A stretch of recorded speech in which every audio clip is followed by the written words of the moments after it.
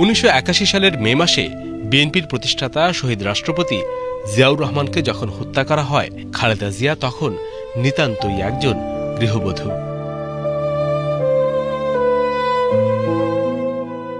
রাজনীতি নিয়ে চিন্তাধারা তো দূরের কথা, রাজনৈতিক কোনো অনুষ্ঠানেও তাকে খুব একটা দেখা যেত না। আমিও নিজে অত বিলাসিতা পছন্দ করি না। আমরা সবসময় রেশনের চালই খাই। কে আমাকে সে ২০০০ টাকা দিত, ওর মধ্যেই আমার সংসার চালাতে হতো। দলের সিনিয়র নেতাদের অনুরোধে ১৯৮২ সালের জানুয়ারি মাসে রাজনীতিতে আসেন খালেদা জিয়া।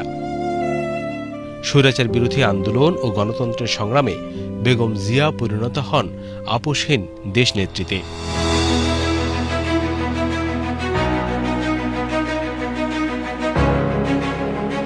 আর এর ১০ বছরের মধ্যেই তিনি প্রধানমন্ত্রী হন।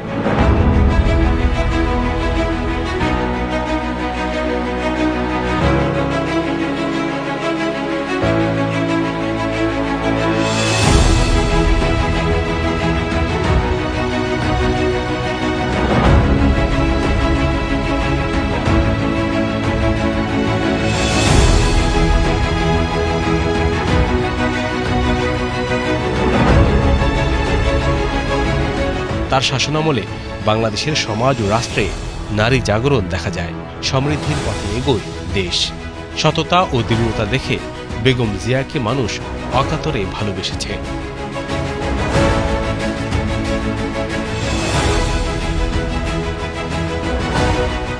যতবার যেখানেই তিনি নির্বাচনে দাঁড়িয়েছেন, বিপুল ভোটে ৫টি করে আসনে বিজয়ী হয়েছেন তিনি।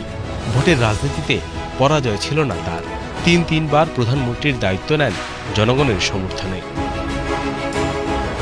গণমানুষের কাছে বেগম জিয়া ছিলেন ভরসার জায়গা। দেশ ও সার্বভৌমত্ব রক্ষায় তিনি ছিলেন অটল পর্বত প্রমাণ।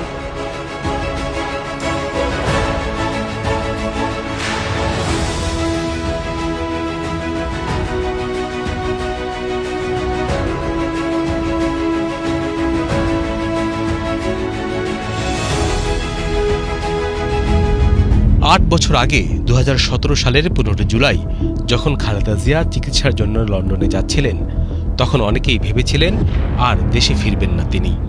ততদিনে ফ্যাসিবাদ জেঁকে বসেছে দেশে। মিথ্যা মামলায় কারাগারে যেতে হবে নিশ্চিত জেনেও ২ মাসের মধ্যেই বেগম জিয়া ফিরলেন বাংলাদেশে। প্রিয় মাতৃভূমিকে আধিপত্যবাদীদের কবল থেকে রক্ষার চেষ্টার সবটুকু করে গেছেন ৭০ পেরোনো এ নারী। নিজের ভালো থাকার চিন্তা না করে শত নির্যাতন সয়ে সাধারণ মানুষের মুক্তির দিশারি হিসেবে মাথা উঁচু করে দাঁড়িয়েছেন। তার অকুতোভয় ভূমিকা আশার প্রদীপ জ্বালিয়ে গেছে গণতন্ত্রকামী মানুষের মনে, সাহস জুগিয়েছে প্রতিবাদ জারি রাখার। তারও আগে বেগম জিয়া পরিচিত হয়ে উঠেছিলেন আপোষহীন নেত্রী হিসেবে। কুটচাল নয়, রাজনীতিতে গুরুত্ব দিয়েছিলেন নীতি নৈতিকতার। এরশাদের স্বৈরাচারী শাসনের বিরুদ্ধে আন্দোলনে কোনো আপোষে যাননি তিনি। এই মুহূর্তে বাংলাদেশ জাতীয়তাবাদী দল তথা ৭ দলীয় ঐক্যজোটের আহ্বান, অত্যন্ত সতর্কতা ও দৃঢ়তার সাথে দেশপ্রেমিক জনতাকে এগিয়ে যেতে হবে। জাতীয়তাবাদী গণতান্ত্রিক শাসন ব্যবস্থা প্রতিষ্ঠার চূড়ান্ত লক্ষ্যপথে আসুন আমরা সবাই মিলে প্রিয় মাতৃভূমিকে সুন্দর করে গড়ে তুলি, প্রতিষ্ঠা করি জনগণের জন্য জনগণের সরকার। আজ আমাদের অঙ্গীকার, যারা গণতন্ত্র হত্যা করেছে, লুণ্ঠন করেছে বিপুল জাতীয় সম্পদ, হত্যা করেছে অগণিত মানুষ, প্রচলিত আইনে তাদের বিচার হবে। তাদের কাছ থেকে পুনরুদ্ধার করতে হবে লুণ্ঠিত সুদ, অর্থ ও সম্পদ। এ ব্যাপারে আর কোনো আপোষ নয়। আর ১/১১-তে মঈন ফখরুদ্দিনের সময়ে নিপীড়নের মুখেও রুখে দাঁড়িয়েছিলেন। তার রাজনৈতিক প্রতিপক্ষ দেশ ছাড়লেও নতি স্বীকার করেননি খালেদা জিয়া। দেশের স্বার্থে তার আপোষহীনতা বাংলার ইতিহাসে প্রবাদ হয়ে উঠেছে। খালেদা জিয়ার জন্ম ১৯৪৬ সালের ১৫ আগস্ট দিনাজপুর জেলার ইস্কান্দার মজুমদার ও তৈয়বা মজুমদারের ঘরে। তার বাবা ভারতের জলপাইগুড়ি থেকে বিভক্তির পর তৎকালীন পশ্চিম পাকিস্তানে চলে আসেন। তার আদিবাড়ি মূলত দেশের দক্ষিণ পূর্ব জেলা ফেনীতে।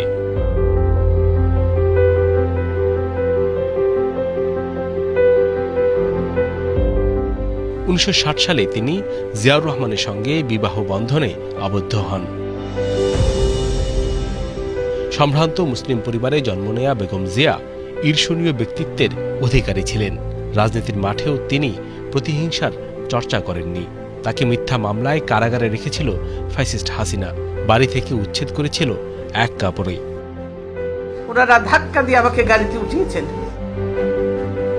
তারপরও বিদ্বেষের লেশ মাত্র ছিল না খালেদা জিয়ার মনে। খালেদা জিয়া ও তার পরিবার নিয়ে ফ্যাসিবাদী মিডিয়ার কুৎসার সয়লাবের যুগে নতুন প্রজন্ম বেগম জিয়াকে দেখেছেন নিঃসঙ্গ এক যোদ্ধা হিসেবে, যিনি তরুণ বয়সে স্বামীকে হারিয়েছেন। 2 ছেলে বাধ্য হয়ে বিদেশ বিভুঁইয়ে, এরই মাঝে ছোট ছেলের মৃত্যু, তারপর প্রবীণ বয়সে কারাবাস।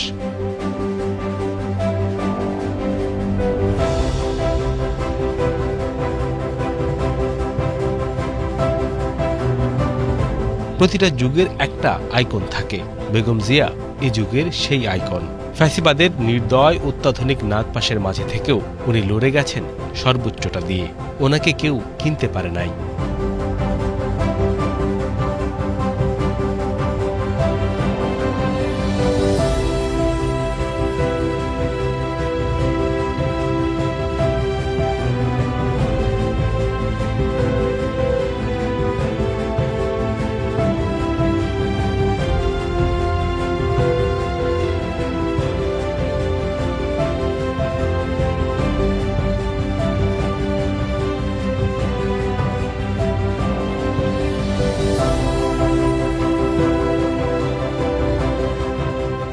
ঠিকই জীবনের শেষ সময়ে বিজয়ের দেখা পেয়েছেন বেগম জিয়া। 24-এর গণ অভ্যুত্থানের পর নতুন বাংলাদেশের অবিসংবাদিত অভিভাবক হয়ে উঠেছেন তিনি।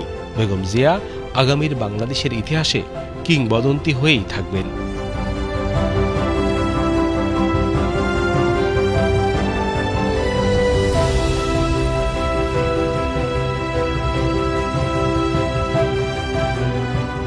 আমাদের জাতীয়তাবাদ, গণতন্ত্র, স্বাধীনতা এবং সার্বভৌমত্বের বিরুদ্ধে পরিচালিত চক্রান্ত এখনো সম্পূর্ণ শেষ হয়নি। যে চক্রান্ত এত সহজে নির্মূল হওয়া সম্ভব নয়, এই সত্যটি সবাইকে সব সময় মনে রাখতে হবে। তা না হলে যে কোনো অসতর্ক মুহূর্তে আমাদের অর্জিত বিজয়ের ফল আবারও বিপর্যয়ের মুখে পড়তে পারে।